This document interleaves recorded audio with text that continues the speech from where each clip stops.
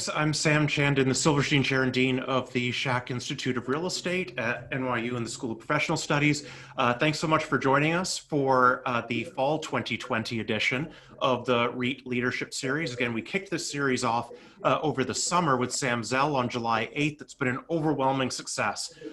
We've had about 30,000 people now that have either participated live or watched the replays that we make available on Schack's YouTube site. And as you know, if you've been joining us regularly each week, we have a different chairman, CEO, or other C-suite executive join us to talk about how the pandemic certainly has impacted their particular business and what they see as the outlook for the REIT sector as we emerge from a period of significant crisis in the United States and globally. I'm delighted to be able to co-host this series with my colleagues Robin Panovka and Adam Emmerich. Robin, unfortunately, is not able to join us today, but will be back soon. So I'm here with Adam. Both Adam and Robin are the co-chairs of the REIT M&A practice at Wachtell Lipton. Both also serve on Schack's REIT Center board, and Robin is a member of the Schack Institute board as well. We're normally also joined by Scott Robinson, the director of the REIT Center. Unfortunately, is teaching today, but will be back very soon and looks forward to joining us as well. If you're interested in learning about the activities of the REIT Center, some of the work that we're doing in assessing the outlook for REITs and some of the purely academic research that we're doing in the United States, but also some of the work that we're doing with our counterparts in the Asia Pacific region on the emergence of the REIT sector in mainland China, in India, and elsewhere. Please do get in touch with either me or Scott. We'd love to tell you about that. If you'd also like to find out about ways in which you can provide support, need-based financial aid support to some of the students that are focusing on the REIT sector, please do reach out and let us know. Thanks as always to Monmouth Real Estate for supporting the series and providing some of that supplemental aid over the summer. Obviously a pretty challenging summer for a lot of students. And so Monmouth's ongoing support of the program has been particularly important, and we appreciate that, both Monmouth and Mike Landy. Today we're absolutely thrilled to be joined by Bill Meaney from Iron Mountain. Adam, in just a moment, we'll make the formal introduction. I think folks who are regulars for the series know how this works. I'm going to step off stage while Bill and Adam have a fireside. I'll come back at around 1:15 Eastern time to share with Bill some of the questions from the audience. So in a moment, the Q&A will go live. Please put your questions in. Also, please use the upvote feature. That will allow you to vote for the questions that you think are most relevant or most interesting, and those will be the first that I put to Bill when I come back. So please do take a look for that. I'll be sharing some links to the work that Iron Mountain is doing in the chat feature. So take a look at those. It is just an incredible story. So follow those links to learn more about Iron Mountain as we're going through today's conversation.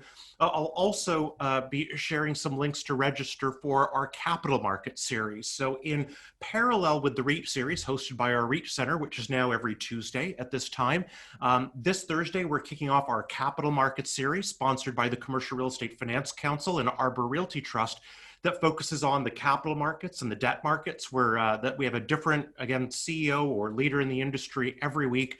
We're kicking off this Thursday with Ivan Kaufman, the chairman, CEO, and founder of Arbor Realty Trust, who will be talking about the long-term outlook for the multifamily financing environment, including the role of agency financing, bank financing, CMBS financing in supporting the multifamily market. With that, let me turn it over to Adam to introduce Bill. We're so excited to hear what you have to say. Thanks very much. Thanks so much, Sam, and thank you, Bill, for being with us today. I have to say we'll have a chance to talk about it, I hope, in terms of what a unique and successful story Iron Mountain is, and also a little bit about how, you're a non-traditional REIT. I think in a lot of ways, you're also a non-traditional REIT CEO. You have sort of what seems to me to be quite an amazingly diverse background. If I'm not mistaken, you started out in the CIA. We won't ask you awkward questions about that, which you're probably not allowed to answer. You were a management consultant. You worked in the airline industry in both South Africa and Switzerland. You were the CEO of a business-to-business conglomerate based in Hong Kong from '04 to 2012, where you saw sales triple under your watch. And then you got involved as CEO of Iron Mountain, if I'm not mistaken, in 2013, before just a bit before Iron Mountain itself became a REIT, which was in 2014. So I guess the first thing that it would be great if you could talk about, if you have some thoughts on the subject, is, what have your observations been sort of coming in as a non-real estate lifer, which is something that characterizes many of the REIT folks and REIT CEOs that we talk to both during this pandemic year online and at our regular annual NYU REIT M&A seminar in New York. And how have you sort of looked at and thought about the REIT sector and Iron Mountain's becoming a REIT? No, it's a really good question. So Walt Rockowitz is on our board, who came out of Prologis. So, he comes much more the mold of what you're talking about, a traditional REIT person. I think that, taking a step back, even in terms of my own career. So maybe first I start with that. Why was Iron Mountain attracted to me, and vice versa? Because I think my background kind of informs the type of company Iron Mountain is. So when I was in Hong Kong, the primary business that we had was a healthcare logistics business. We were the McKesson or the Cardinal Health of Asia, and by far, had market leading, 80% plus market share with the research-based pharmaceutical companies across the region. So very large, fast-growing pharmaceutical business, which is all about logistics. So that's kind of one part about when we start talking about Iron Mountain. You can't speak to Iron Mountain without speaking about chain of custody, logistics, and security. The other part, we actually did have a real estate business, because when you're distributing pharmaceuticals, out there we call them sheds, here you call them warehouses, which sounds a little bit nicer, but we would build typically a 20,000 square meter or 200,000 square foot shed, right? That would be a typical real estate deployment for us. And we also always played with the infill opportunities, because, Asia being a very fast growing area, we would build those, we'd buy the land, build them, and wait for the next ring road to be built. So, we had a certain design period on that facility, and then we would sell that for, residential, commercial, office space down the road. And then we would go to the next ring road and distribution point and build it. So we actually had a very long-term strategy in terms of how we deployed, 20,000 square meters or 200,000 square foot warehouses throughout the region. And then we had a small office portfolio as well. So the Zulik family, the family I work for, we had an office tower in Bangkok and an office tower in Makati, in a suburb of Manila. So we did play in the real estate, but much more as an investor. And one of the things that was important for the board when they hired me, and types of things that I like to do, and maybe it even goes back to my consulting experience, is it's all about capital allocation. And I think, all businesses, it's really, especially in the C-suite, the only time people inside the company listen to me is when they need money or people. I'm either allocating people to an opportunity or an issue, or I'm allocating money. That's what the game is about. So, when it came back, I think I was attracted to Iron Mountain because they were international, but not as international as they are today. So that's something that I built a career about, expanding businesses internationally. And we're now, we are by far the most international of any of the REITs, in over 50 countries with 25,000 employees around the world. It is a heavy logistics business, and it is based on an industrial set of real estate assets, whether you're talking about the traditional side of the business, which is really physical storage, or if you're talking about the fastest part of our business, which is data center. And in terms of, Iron Mountain, is, if you think about it, is already before I came in, our investor base was pretty much income oriented. These were people who really valued a very stable, strong, and growing dividend. And if you think about the REIT investors, they're very similar, right? Most of the REIT investors that we deal with are, again, income oriented. So from a shareholder standpoint, that made sense, because we were already an income oriented stock. And then with the REIT rules, two big one very clear advantage for most U.S. REITs is that we're able to pass even more money back to our shareholders because of the tax efficiency of a REIT. But in coming to the international portion, I like to say we're an inverted inversion. In other words, when I came back to the States, everybody was rushing to set up companies in Ireland. Yep. Well, as a REIT, you don't have to, right? Because we split our overseas subsidiaries into QRSs and TRSs, or qualified REIT subsidiaries and taxable REIT subsidiaries. And we can repatriate money from the qualified REIT subsidiaries overseas back into the United States and pass that straight through to our shareholders without a second level of tax. So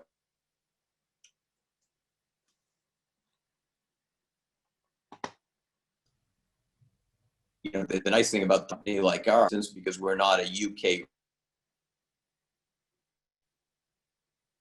we can bring the money that we gain from the storage part of our business, which is the bulk of our profits, back into the United States and pay that back to the shareholders without another level of tax. Do you think there'll be more? I mean, it's been a few years, obviously, for Iron Mountain since you became a REIT, and obviously, I think it's fair to say you're thrilled by how it's turned out. Do you think there'll be more non-traditional REITs entering the sector over the next few years? You keep an eye on that? It's sort of irrelevant. You're keeping an eye on competitors. We keep more an eye on competitors, whether, people decide to become a REIT. Just down the road from us is American Tower, also a Boston-based company. So before Jim went off to fly airplanes again at Lockheed, he and I used to, compare notes quite a bit. Doyle Simmons is on our board, who was the CEO of Weyerhaeuser, right, which is a non-traditional REIT. Yeah. I think one of the thing I would say, anybody who is going to go down the path that we did, because we're kind of an industry of one. We're the only publicly listed company that does what we do, not on the data center side, but on the other side of the business.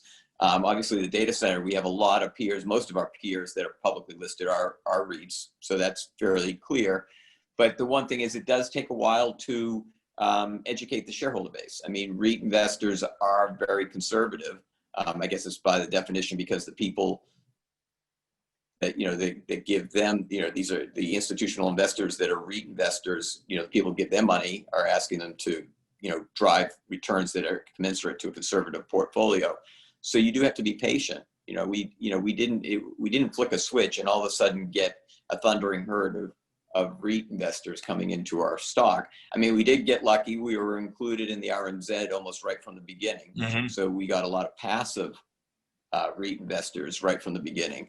And we're we're a noticeable component of the REIT index because, whilst we're not a mega market cap, we're lower than we should. I think today we're probably less than 8 billion market cap, because our shares have been under pressure since COVID. But, say we're kind of we've been more recently 8 to 10 billion market cap. So it is a company that even the passive investors and the active investors have to pay attention to. And over time, as people understood the story and the real durability of the business, whether it's the traditional part of the business or the speed of growth that we're getting in data center, we guided this year. We thought we would grow data center at 15 to 20%, about 15%, I should say, this year on data center in terms of new leases. And we actually, instead of doing 15% for the year, which would have been 15 to 20 megawatts, we had already leased 38 megawatts in the first 6 months, right? So, the growth in that business is just,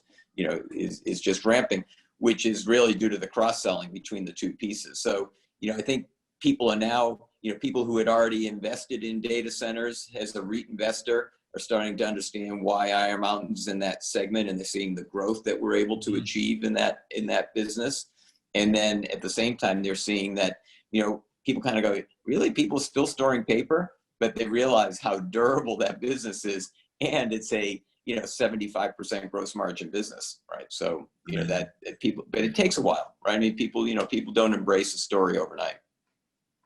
I mean, you mentioned, or Sam mentioned, that you're in 50 countries plus. You also, I think, have as customers something like 95% of the Fortune 1000. Gives you probably a unique insight into what's going on across the economy during the pandemic that we've seen, particularly in urban areas, and office workers who are the people who are generating that paper that's being stored in your facilities. What are you seeing in terms of, return to the office and the kind of the arc of the pandemic that we're living through?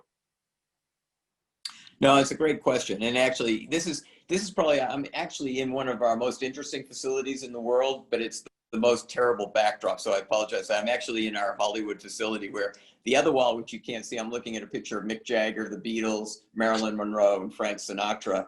And this is one of the two facilities that we have the master copies of the Showa tapes. So this is kind of the Concord Sounds of like a our lot of business, fun. the thing that, yeah, this is our film business. But it's really a good question. So you hear different stories of different parts. You and I, before we got on, were talking about New York.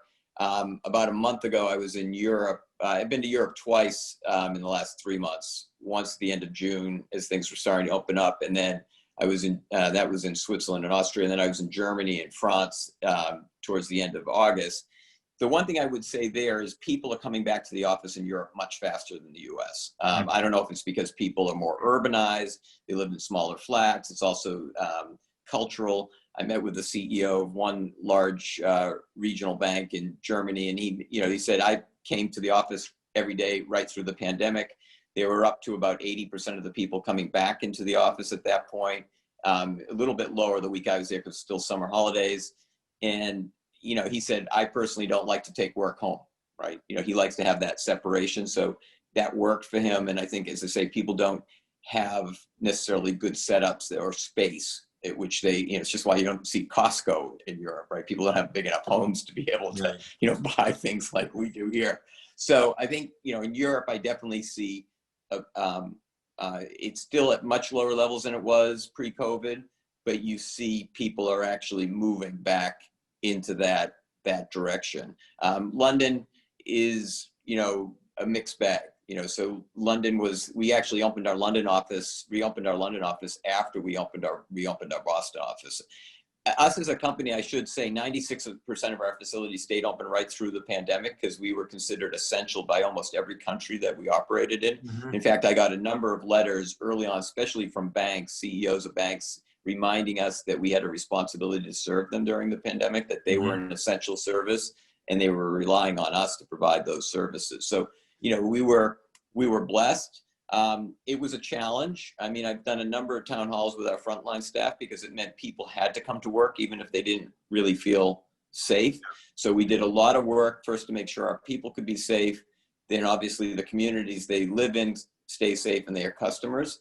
But you can see different parts, so I would say my fellow mountaineers, I can't be more proud of the people actually putting their customers first. Mm-hmm. But a number of our customers, we had to serve them a completely different, coming to your point, is they weren't in their offices. And you see that much more, I would say, even in the US, to a certain degree, the UK, than you do in some other countries. So if I kind of look, New York, we have a large number, we serve most of the large global banks, but one of the bankers I was speaking to, they have 10,000 people in their head office. He's the president and chief operating officer. During the crisis, they had 250 coming to the office. At the beginning of July, they invited 20%, so 2,000 of the 10,000 to come back, and only 600 came back to the office. So, places like New York, I think it's, I think it was badly, hit. So I think people's emotions are really, really sensitive. So I see it in a mix. Overall, I would say our business is that 97% of our storage business was contracted for on the 1st of January. So, and that's 80% of our profit. So you think about 80% of our profits were locked in, before I even started the new year. And then, but service activities, which is the other 20% of the profits and 40% of the revenues, are down 20%, right? So we did see a drop in service activity. On the other side is we sold new service lines that we never thought possible, where we help a state issue unemployment checks by putting everything on a digital platform that allows their unemployment inspectors to actually access that information remote from their office and be able to collaborate remotely from each other, even though they're both in different parts of the state. And what we allowed them to do is to be able to process that remotely in record time so that the checks could get out to the people who needed them, quickly. So we did things like that, which, frankly, if we never had COVID, we would have probably never had the opportunity to show the customer how we could actually help them manage better in a hybrid physical digital world. So definitely challenge. People are working, but people are working from home. It's created disruption in terms of some of our service revenue because we're more geared to serving people in the office traditionally. You see our trucks on the road, et cetera. But on the other side, our folks have created new ways that we can help support people working remotely. So in terms of sort of the nitty gritty of, the operations of your facilities, do they give you in terms of, all the different activities of storing and retrieving and delivering and shredding and digitizing? Do you see kind of very clear patterns about difference in activity that indicate sort of, like as you talked about between Europe and the US? Those are directly linked to what folks in your facilities are ending up doing on a day-to-day basis? Yeah, we actually do. And we actually monitor some of the Google data as kind of leading. If we start seeing more traffic, more mobile phones moving around on the map, then we kind of feel like, okay, people are starting to commute back into the city. So we look at that as a leading indicator for us. But to your point, is we definitely see, New York is still, heavily hit. I was in, I'm in California right now. Last week I was in Atlanta and Denver. In Atlanta and, parts of California our revenue is up year on year, right? Slightly below budget because we had, growth built in. And that's because, the service levels are still down, but more people have actually returned back into the office. And then in other cases, of course, we've added these new services. So we do see differences in New York, which is obviously a big part of our business because of the financial services, is still one of the ones that it's clearly the slow, is people coming back to work much slower in places like New York than they are in some of the other regions in the United States and indeed in Europe. London, I would say, is definitely the slowest place to bounce back right now in Europe. They started moving back, and then of course they had another outbreak, and so they kind of started reversing a little bit. And then Asia, which we've been dealing with this since the beginning of January, really, because we have large operations in Asia.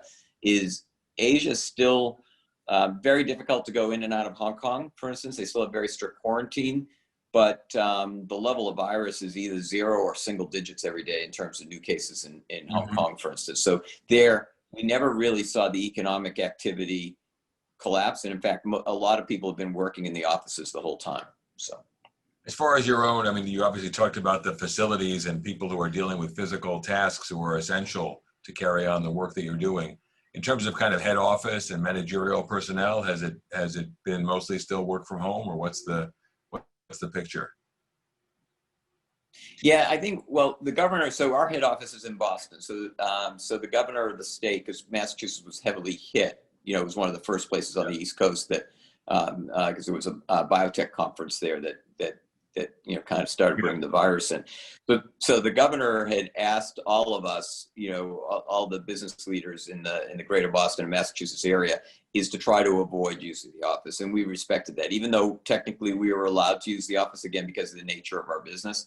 So the CFO, myself, investor relations, when we really needed to get something done around earnings or whatever, we would go into the office. Now, we're not pressurizing, people can come into the office as they see need, fit. People are slowly coming back into the office. I'm personally back in the, once the governor, kind of relaxed that constraint, we weren't asking to be exceptional, is that I would say that I personally am in the office when I'm not traveling. I'm in the office 3 or 4 days a week. I do tend to now work 1 or 2 days a week remotely, even when I'm there. I think, I'll probably keep something like that rhythm. I think the office is becoming more of a place to meet than to work, right? Yeah. Quite frankly, but I have lots of meetings, so it works for me to be in there. I know the CFO, he has 2 twins. He has a set of twins at 4 years old at home. He's probably in the office the most, but I think that's probably more for him to get stuff done. Sure. So, the office is a super efficient place to get stuff done. And, I would say that It's still pretty quiet. We're just finishing up the summer holidays, but people are slowly coming back into the office, but probably not. It probably never go back completely to what it was before. We started out, this virtual chat series with Sam Zell, who's talked for decades really about, the 24/7 cities and the network effects. And we've talked with a lot of folks who we've spoken with about, is that going to continue? Are you going to see people, as you obviously followed it, Google and Facebook and Square, who said don't come back to the office for a year, or we can, go work in Jackson Hole or wherever you want, or, people who've migrated to smaller, more manageable cities like Nashville. You think that's a trend, or you think it's a blip? I personally think it's a blip, but what do I know? I'm not, luckily I'm not exposed in that segment, so I don't have to make those kinds of billion-dollar bets. But the thing, and my wife and I talk about it. So we live in the North Shore of Boston. You can't buy property up there right now. You used to not be able to, you put something on the market, sit there for 2 years. Yeah. And I just don't believe people have gone from being urban animals to wanting to listen to crickets at night. Right. Yeah. I mean, my wife is from a rural part, or a more rural part of Switzerland. I'm from, grew up in New Hampshire. So, I'm fine living on the farm. But, we also lived in Hong Kong for a long time. So we understand what a city is all about. And if that's what you like, I think people are social animals.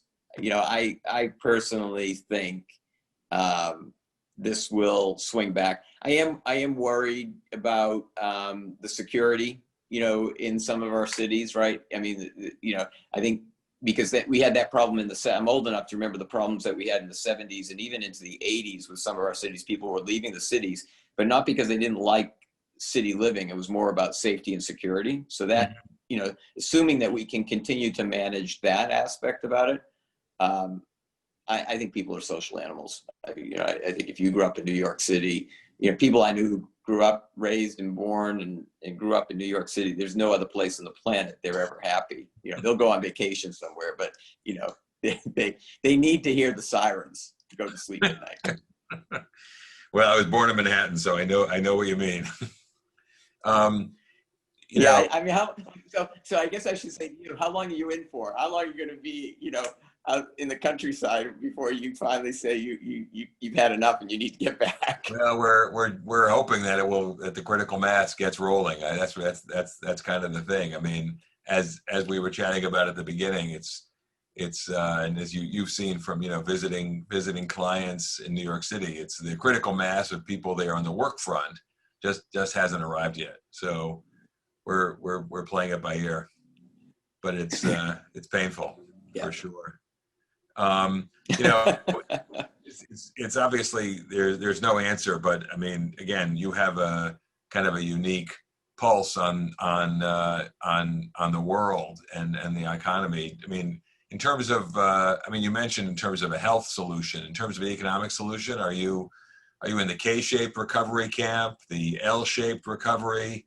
What do you see? I mean, now with the benefit of these, 6-7 months under your belt.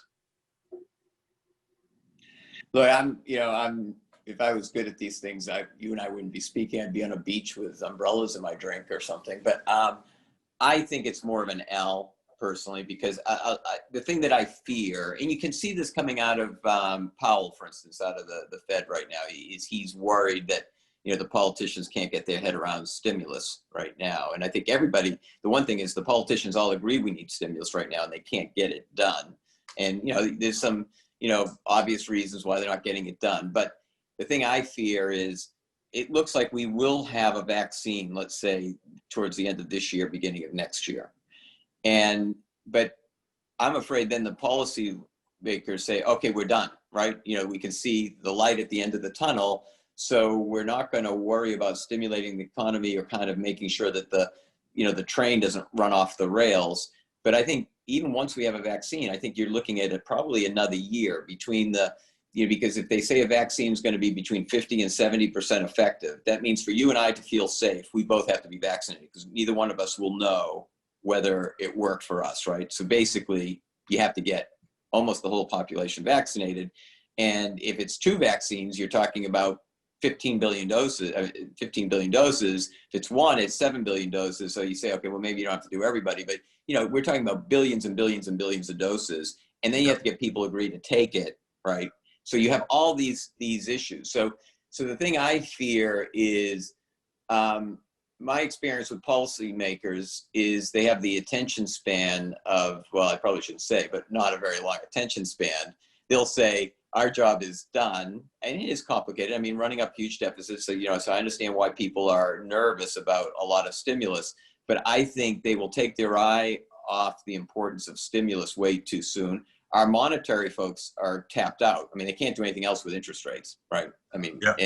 and interest rates are not, low interest rates are not helping the person making $40,000 a year that just lost his or her job, right? So I think all that says to me, I think we'll shut off the stimulus before we should, and it will take us longer to get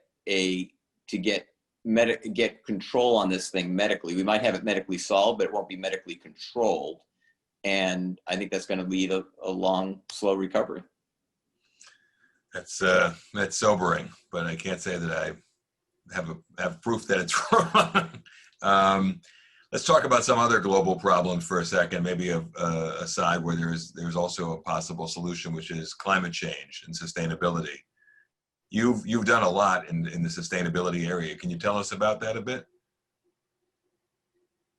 Yeah, no, we're always happy and proud to talk about it. So we're one of the top 50 companies globally, definitely in the United States, in terms of purchasing green power. So we've purchased ahead of time, we're like 15 to 17 years ahead, and more than 100% offsets our data center power. So, the secret that people don't like to talk about is data centers now put more carbon into the atmosphere than global aviation, even global aviation pre-COVID, right? So it's these data centers suck a lot of power. So we were very aggressive. So we're the only data center company that's 100% covered with green power, and we're very proud of that. And then in addition, our head of ESG, or in terms of the environmental portion of ESG, he led a group that built what we call the Green Power Pass. So not only are we 100% covered, we can pass those green credits to our customers. So the reason why we can talk about the Boeing company, Credit Suisse, and Goldman Sachs as data center customers of ours is they allow us to use their name because we were able to offset 100% of their carbon footprint from the data centers that they have in our facilities. So we think that's super important. For our case, it would be, we think it's the responsible thing to do because, we are, through data centers, exposing the planet to a lot more potential pollution. We're continuing to do work. We're experimenting on whether or not we can do something with hydrogen and with a completely different configuration of our data centers there. You can't use the traditional design if you're going to do that. So we continue, as a company, we're continuing to do research on how we can do things differently. And we're, when I was in Europe, I was meeting with one of our data center customers to see if jointly we could do something around hydrogen, for instance, that would take us even further than what we're doing, obviously using green hydrogen, because there are countries like Germany that has already built up a pretty good hydrogen infrastructure. And, and besides, because it's the right thing for the planet, we're able to, the cost of renewables is such that we can buy this very cheap on long-term contracts. So we have very stable energy prices, which again is an advantage for our customers. And last but not least, when we're recruiting talent, it's really important. Our kids are better than you and I, right? In other words, they're more responsible citizens. I think you and I, when we graduated, I shouldn't speak for you, I know for me, I was just happy to have a job. No, absolutely, right? I can concur. And our kids are more demanding. I mean, they want, if it's a war for talent, which it is out there, is when I'm recruiting people, the questions I get around ESG is surprising, but it's enlightening, right? And so it's a good thing. And it's really important for our employee base that they see us doing this because it's the type of company that they feel proud to work for. So employees is one constituency that's driven you in this direction. Is it, I mean, can you talk a little bit about investors and customers, equal sources of, momentum and enthusiasm? Yeah, so I think let me start with customers. So I mentioned those three customers, the Boeing Company, Goldman Sachs, and Credit Suisse allow us to use their name. It made a difference with those folks. I wouldn't say we get better pricing, but we probably get better fill rates. In other words, it's kind of, if you think about I built a lead, well, I shouldn't say but the company that I led, we built a lead platinum office tower in Katz, right? I think we didn't expect to get better rents. We didn't think a big bank or whatever would pay more rent, but we thought that if they were choosing between two towers, they would move to ours before the other one, all things being equal, right? And that seemed to bear true, right? And that we find the same thing, in that it's becoming more and more table stakes, if you will. But until it really is table stakes, it is a deciding factor with customers. On investors, I think, we do have some green investors that's important to, but I haven't seen, I haven't seen kind of a different, I mean, looking at what our share price is, I would say it hasn't had a big impact on the, I wish it had a bigger impact on our share price. I haven't seen that side of it yet. In terms of, an ongoing arc of engagement with investors who are, interested, whether they're, green investors or whether they're, index fund investors, frankly, who are interested in a company's, your company in particular, ESG profile and your ESG reporting, has that felt to you like a big change over the last 5 years, or it's really more driven internally, organically, if you want to call it that? Well, yeah, I shouldn't discount it completely. So there is a very good investor, but they're just a good investor, full stop. But they have a very strong ESG platform, right? So they would never have invested in us if we didn't have a very clear commitment to move things on ESG. And we publish every year a sustainability report. And in fact, the last meeting I had with them, their sustainability person came in and she said, "I'm not saying a lot because you guys are doing a great job, right? But I do think in that, so there are investors, but I'm happy to have them because they're just a good investor. And yeah, I would have never met them if we didn't do that. So I don't want to make it say that it's not important, and it's becoming a bigger part. And people are more and more looking for that ESG report, and not just about the environmental. There's a group that we're a member of in Boston, which is really about making sure gender diversity and fair and equal pay. So, but we've always been very clear on that and monitoring that and trying to do more and more in terms of whether it's different race, whether it's gender, whether it's different orientation. So it's been always a big part of who we are as Iron Mountain culturally. But I think it's probably less driven by the investor, and it's more that we have 25,000 Mountaineers. And if you want to have the best talent, you have to be sure that people feel like they can have a fair go in that place. Because otherwise we're constraining the pools of talent that we can fish in, because they're just saying, okay, this is not going to be a fair place to me. And then the second part of it is, I talked about, the great strength of our traditional part of the business, which is still storing paper documents, and everybody's saying, really? And that's business, slightly negative volume wise, but it's growing in terms of revenue organically. And it's just a great annuity business that's just not going away anywhere soon. That being said, coming back to those relationships, the 950 of the Fortune 1000 is we, continue to do more. And I gave you some examples where we help them manage through this digital transition. And we're only going to do that if we have diverse talent, right? Because if I'm just hiring people that all grew up in the same neighborhood, went to the same schools, have the same commute to work every day, guess what? We see the world exactly as it was rather than where our customers want us to go. So to us, I would say ESG is more about success as a business with 25,000 employees. And if we can get the investors to give us a better multiple from it, I'll take it, right? But I haven't seen that yet. Yeah. Well, this is a great segue to something we'd love to touch base on briefly, which is, as Sam mentioned, we're among the audience are Schack students studying real estate. You had a diverse career path.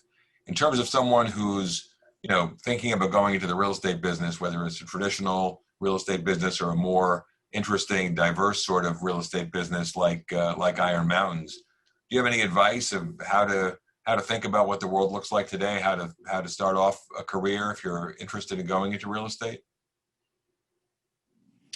Yeah, it's a great question. So a long time ago, I had to give a speech I went to business school at Carnegie Mellon, Tepper School, and they asked, and I gave them the quote from the author, said, "Everything I needed to learn, I learned in kindergarten." And actually, I did it kind of as a joke. So for your students that are interested, I would actually go back and look at that, because there's a lot of truth. Because at the end of the day, and I think real estate, the people I know that are successful real estate investors, it's all about relationships, right?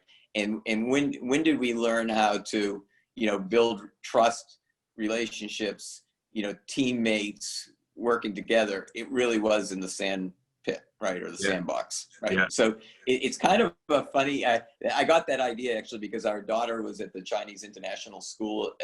Actually, both of our kids went to the Chinese International School in Hong Kong. And on their reception report card, which is pre-K, they actually had the quote, everything I needed to learn was in kindergarten. So it's kind of a funny story, but I would encourage everyone to read that, because it really is, if you know how to connect with people and build relationships, we all know that, you get on a call with somebody, you meet somebody, you try to figure out, what's the 2 degrees of separation between us? What is it that we have in common, a common interest, a common background, or whatever? And I think that's going to put you in good stead. If you're not interested in doing that, work, is going to become hard, right? And less fun and more difficult. I think the other thing I would say is, look, as you point out, I can never really keep a job. So I've had lots of them, but I've been blessed is I never felt like I had to build a career, right? I never took a job where I go, I need to do this, and so that next year I can do that. And the year after that, finally, I'm going to do this, right? That's a lot of time sitting on a train platform. And the other thing I would encourage people is figure out what you're passionate about. And, as another person told me way back when I was a consultant, he goes, there are people who manage their careers, people who manage their job. The ones that, if you manage your job well, your career takes care of yourself. So pick a job that you're super passionate about, you have a high level of energy, and you're excited to come to work. And I honestly think you build decent relationships, remember what you learned in kindergarten, you'll be fine. Thanks. Sam, should we turn to the panel? Yeah, absolutely. And Bill, thanks again for joining us. I will say, students, whether you're at Schack or any other school, you will not learn everything you need to know in kindergarten. It is absolutely essential that you remain enrolled at the university. The first thing for you, you've had a couple of very successful debt offerings. I saw the one in June was actually upsized. Could you talk a little bit about how your interactions with or access to capital markets have changed since the pandemic? Yeah, no, it's a great question. So look, we went in, we're kind of blessed, and I would say our debt holders understand Iron Mountain probably better than our equity holders, right? In other words, so we're a non-investment grade, but we price typically at the upper end of investment grade. So if you see where our bonds trade at, with where they price at and trade at. So, when we got into the pandemic, we weren't under, I would say, any, pressure, but we kind of watched what was happening in the debt markets. And once you came into June, we said, well, we have really an opportunity to both recharge our revolver and term out some debt, and then also start, pulling forward some of the maturities that were going to mature in the next 2 years. So we did that. And when we got through that, as you pointed out, in the June offering, is we're able to upsize it. The demand really outstripped even what we were expected. So when we got at the end of June, we looked at that and we go, well, we've got some stuff coming the following year. And a couple things is that, people who followed the story will know that we always say that we want somewhere between 1.5 and 2 turns daylight between where our covenants kick in versus where our leverage is sitting, right? And so we were sitting in the high 5s at that point, and our leverage is sitting at 6.5. Well, the bonds that we wrote or the retired and then reissued in June brought our strictest leverage cover from 6.5 to 7. And we still had a few of the 6.5s left. So what we were able to do at even better rates than we did in June, in August, was basically get rid of the rest of the 6.5s. So we were able to do that at flat interest cost with longer tenure. So we did a long 10 in August. So it was even longer tenure than what we had, at flat interest rates with covenants that added at least, actually even more than a half a turn. So basically our strictest bond covenants now are 7 or better. So our view is that just, we were able to do some refinancing early, take advantage of very good rates, lock in fairly long tenure on those rates, and provide more flexibility around the covenants at better rates. So why not? So we were lucky, because during the summer, as you know, for people who had, who could generate cash, and don't forget, coming back to Iron Mountain, is 96% of our facilities stayed up and running right through the whole crisis. So, and 80% of our profit was guaranteed at the beginning of the year. So, we were the kind of poster child for what fixed income investors were looking for, and we took advantage of it. Sure. Yeah. Not all of our weekly guests have been in such an enviable position. To shift gears entirely to a different question, many of our students in particular are interested in always hearing about sort of the new angle and how technology is disrupting real estate, real assets. Are there things that have happened during the pandemic that have required Iron Mountain to respond with new or more creative deployments of its technology, or think about new technology solutions that perhaps didn't occur prior to the pandemic, or maybe we're on a much slower trajectory of adoption within the firm? Yeah, no, it's a great question. So we actually both looked at, if you look at technology fast enough, rather than be something that disrupts you, it's something you can disrupt the market with, right? So I'll give you an example. So before the pandemic, we had already announced a large cost restructuring and cultural reset program, if you will, called Summit, right? Massive program that we had already announced. We upsized that in the middle of COVID, at the beginning, in the first couple months of COVID, to be a $375 million EBITDA improvement program, right? And this is a company that's doing about $1.5 billion, let's say, for round numbers. So, major in over a 2-year period. So this is a major improvement on top of our normal growth. And we normally grow EBITDA organically around 4%, right? So you're saying on top of that 4% EBITDA growth, I'm going to lop on upsize, in the middle of COVID, upsize that program to $375 million. So one of the reasons why we did that is we decided to use technology offensively as a disruption. And give me an example, one of the things that allowed us to upsize that is typically in our documents business and tape business, let's focus on document business, we have a 24-hour SLA. So in other words, if someone wants something back, they call us up, and within 24 hours, there's an Iron Mountain courier standing in their office dropping off that box, right? And we said, that probably was important 20 years ago, but now more and more of the stuff we store has a digital copy or can be digitized, right, to deliver it back to them. And by the way, most of the people aren't in the office right now. So he said, this is a great opportunity where we're going to say the SLA is now not, and Amazon was saying this, UPS was saying this, FedEx, we're saying in COVID, when you said you could get something from Amazon Prime, in 24 hours, guess what? It's now, 24 days, right? Not quite that bad, but they all were, we were getting used to this new norm. So we went to our customers and we said, 5 days. It's not 24 hours, it's 5 days. When you do that, but if you need it in 24 hours, we'll give you a digital copy back. And at the same time, some of our folks in Romania had figured out, using the scanners that scan barcodes when they're retrieving a box from the warehouse, is they figured out that same scanner can scan a page. So we can open the box and actually scan a page and send it. So there was some innovation that already went on in Romania that we were able to bring to the United States. And, guess what? Some of our customers kind of didn't like it, but virtually all of them understood and went along. That allowed us, if you're running a logistics business, the amount of money you can pull out by saying, I'm going to marshal my material over a 5-day period than a 1-day period is tremendous, both in a COVID environment, but even in a post-COVID environment. And we were able to do that because we said to our folks, we'll give you a digital copy. And by the way, most of our customers prefer the digital copy right now because their people were working from home and they couldn't come to the office to pick up the box anyway.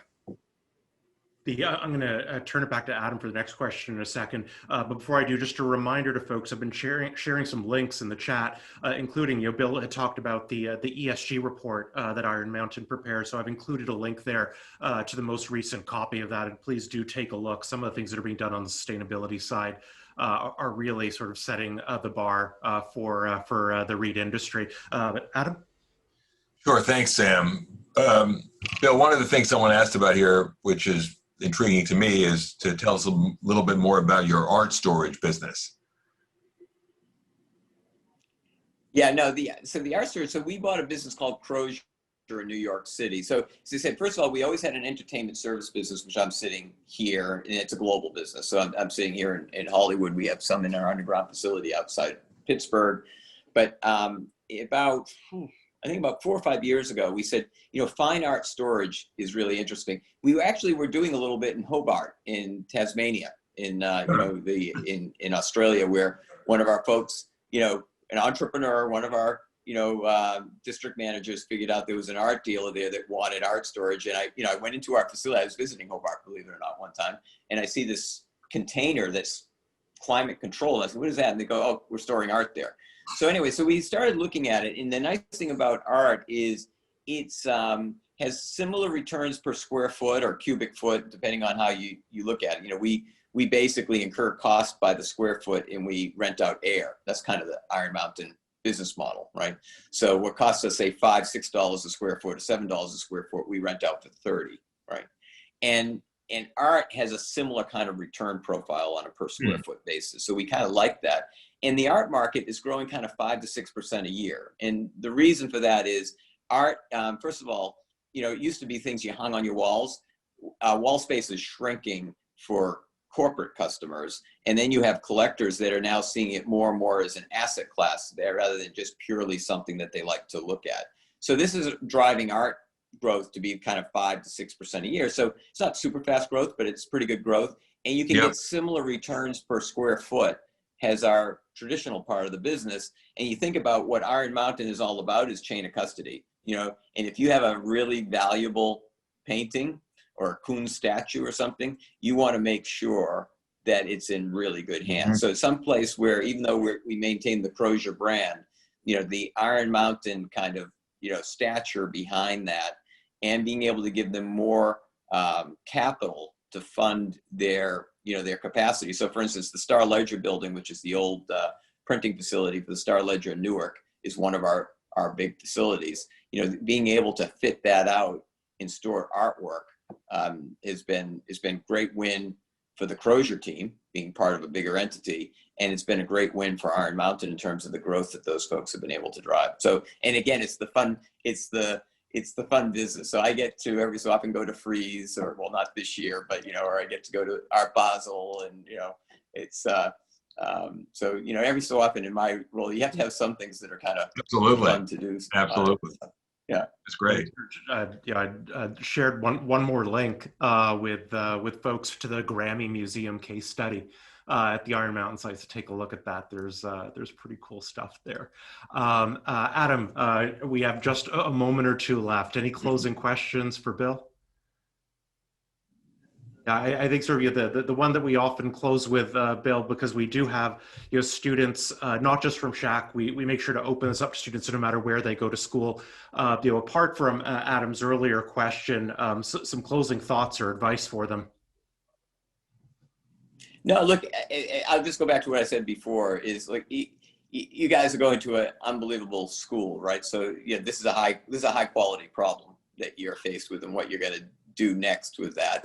And, it may not feel that way in a COVID situation, but it is a war for talent. So there are many more opportunities than there are you all, right? You didn't have to go to school to figure that out. I know you guys know that, but emotionally, you may not feel like that when you're starting to come at the end of the year and your parents are saying, not home, right?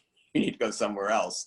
And the only thing I would say is, I do think come back is the first job is important. It's important to get your foot in the door, so you can't be too picky, but at the same time, make sure it's something you're really passionate about. So don't be so keen to be the dog that catches the first bus that goes by, right? So the only thing I would say is that, maintain your nerves, because you're in the driver's seat. We all need more people like you, every company. We may not feel like we're in the mood for hiring right when you're graduating. And it's with the skills that you have, it's also, I don't think it's a hard push to find something that you're going to be really excited about doing. So, and you also have skills to be entrepreneurs. You're building people that, especially in the real estate area, the people having spent time in Asia, the people who have been the real successful entrepreneurs in Asia have done it with real estate. So, the opportunities you have, whether you decide to go to work for, someone like me, or you want to go to work for yourself, you've got a lot of opportunities. So, you should be pretty excited. Well, just to pass along, one of the comments that has come in from an attendee, thank you so much for an incredibly down-to-earth and interesting and inspiring conversation. Bill, this has been spectacular. Thank you for carving an hour out of your day to join us. We really appreciate it. So not bad for a non-real estate guy, huh? Is that, Adam, you think I did okay for a non-real estate guy? You did fabulous. Right? It was really interesting. And I think it's especially interesting to hear about both your own career path and the company, which is, I think something that should be on everybody's radar. All right. Thanks, everyone. Please join us. Stay well, everyone. Okay, thanks again. I believe we have Billerman with us from Citigroup. So we'll see you there. Bye-bye.